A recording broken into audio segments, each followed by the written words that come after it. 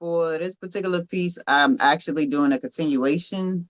This is new writing, but it basically gives you a breakdown of what happened after um, I started rebuilding my life post admission to the hospital. Like a previous piece that I wrote was in relation to that.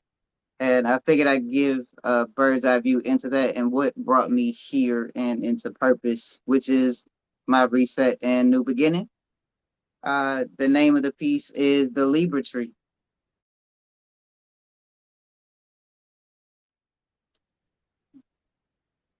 A warm day in October, 20 plus one, a root transcending my family tree. Unexpectedly early, years younger than me, just turned 28 October 18th. Surrounded by commotion and the same old thing, suppressing real emotions with a smoke and a drink. I gaze upon a stump, possibly oak, definitely old, a century at least, calling out to me to show what grief looks like when you freely let it go. Although at the time, I really didn't know. I was teaching how to properly own the truth, grass tall as my shoes, meditating my blues. Flashes of memories as tears kept falling. Still, I wasn't sure if I wanted to fall in. Blurry but open, I kept my eyes on the stump lines, bathing in sunshine, avoiding the outside. Stares and voices, leaving them to their choices, externally voiceless, seeking space for rejoicing. I noticed my tattoo and read what it says, feeling a lightness overwhelming my head. Words I chose but thought the artist misspelled, written for this moment as my guidance and help. Music speaks, music breathes, music lives was my quote. Music speaks, music breaths, music lives, he wrote. When that realization hit, I closed my eyes and inhaled, exhaling the pain this dagger impaled. Mentally focused, chakras engaged, Beyonce sang of a black parade. More flashbacks came. I started to sway, levitating to the float where my ancestors waved. More songs played as I gave them their flowers, remaining in Zen for nearly 2 hours. Returning to present, strength regained, I turned to notice the coroner came. When I reached the van, they were rolling her way, understanding I wasn't meant to really see her face. Hours later, home alone with my thoughts marinating on lessons and the wisdom I caught, empathetic to a fault, saw myself as a failure, overflowing with the words far too late to tell her. We became estranged while I found my lane, needed the space to find myself and gain a sense of identity outside of our unit. I love my fam, but we were never congruent. Hidden opinions of wanting more than the view from the porch of tenement doors. Out of place abiding, to being nice and conniving. Codependency thriving, emotionally hiding. Behind all the liquor, drugs, depravity, and food. Gossiping on people, then presenting as cool. When they walk in the room, which distorted my lens. Never really fit in. Full blown nerd who tried to pretend. I didn't get to tell her we were exactly alike, hiding all our feels and extra meals at night. Snack attacking all day as we both got larger, both had hurt from absent fathers. Mothers with trauma they didn't know how to fix. Told to be strong, bottle and forget. Told us the same, which I never could get. Told her I'm sorry for all of it. Said I wanted you to come to me when you were ready, because all my distance made your heart heavy. You couldn't understand why I lost the weight. Then took it further and stayed away. I was getting my act right. You dwelled in your dark night. I text you, I love you. You were like, yeah, right. So I kept myself away, thinking one day you'd stop by. We'd have the conversation, then you'd finally know why. Healing's not easy on a regular day. Imagine trying to do it from a fragile state where no one relates to being health conscious or wanting to learn from childhood traumas. Sobbing, I kept repeating, I'm sorry, until I heard you say, hey, Puff. It calmed me.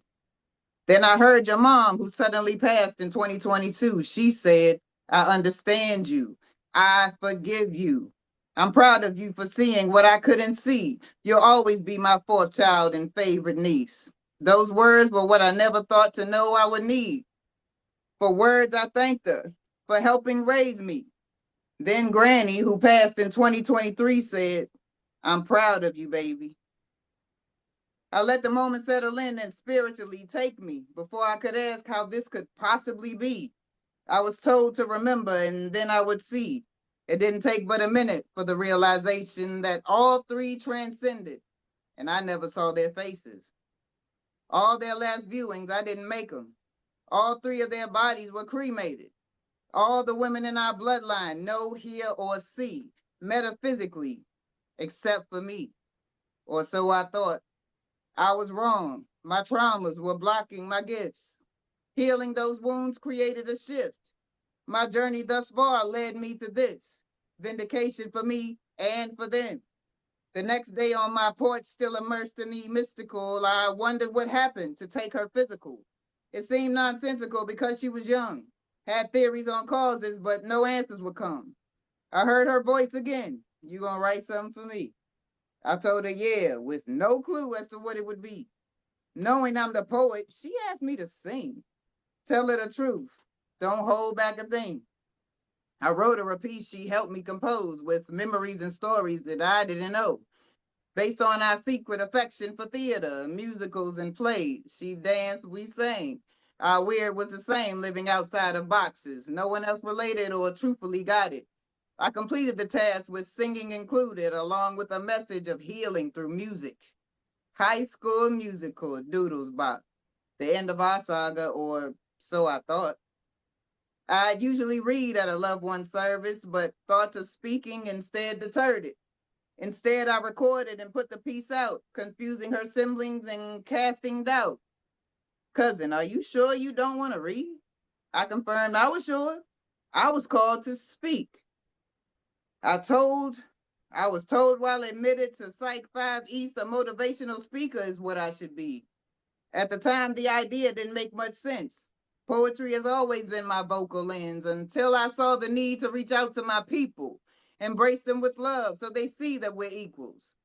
Let truth be the remedy that starts the ceasing of cycles of loss with no knowledge on grieving, blindness to seeing these patterns repeating generational wounds, habitually bleeding. Wanting to speak with no preparation so they feel the words my heart is conveying. Every day prior till I stood in the church, searching for verbs while battling my nerves. Hoping enough was said, but not too much. Second guessing my calling to go off the cuff. Standing my ground, I grabbed the mic, gave my first speech, encouraging life. 3 gone in 3 years, put a stop to a 4. Get a handle on healing. Choose to hurt no more. Open your eyes to what could be if we stop hanging ourselves from statistical trees. It's what they expect from people of color. They think that we lack respect for each other. We can't comprehend how to process or talk. We always depend. It's never our fault. Ignorance is blissful while they take advantage, watching us accept the role of staying damaged, abiding the labels, trusting the system designed to keep you begging for their pot to piss in, intent to argue, but never to listen. Nothing is given. Take your permission. Read the fine print. Leave the nonsense. Stop taking the drugs full of poisonous toxins that send you to the doctors that feed you more. Always treating symptoms but never giving cures. All by design to keep you sick and poor, unable to avoid the revolving doors. Slowly dying of sadness that we never address. So commonly taught, it's what we expect. Imagine our strength if we could stand together. Our melanin magic would break our tethers. I'd rather not meet in this church again. I sincerely hope that you're all listening. Shocked by my verbiage, I sat down shaking. Insides quaking, hoping they're relating, feeling what my granny, aunt, and cousin was saying instead of feeling targeted, judged, or angry. Some elders looked my way and smiled with pride, and some others applauded, to my surprise, confirming I did what I needed to do. Realizing this moment is when I grew, setting my pathway to taking the lead, confirming direction for planted seeds. Rebuilding myself was just the beginning. Resetting my life was to help them get it, help them to see we are more than pawns. Now is the time for all black swans, outliers who never quite fit into molds, to change the story so more can grow. Gather together to find their magic, break the curses, addictions, and all of those habits. Change never happens unless we do. Starting anew has to start with you. Break away from the crowds to see what you can be. Break your chains to set others free. Peace out. Now I need something harder than snaps. Like you need something like that go harder than the snaps. You know what I'm saying? I gotta I create love the something snaps to go though. Hit me harder with the than the snaps snaps. though.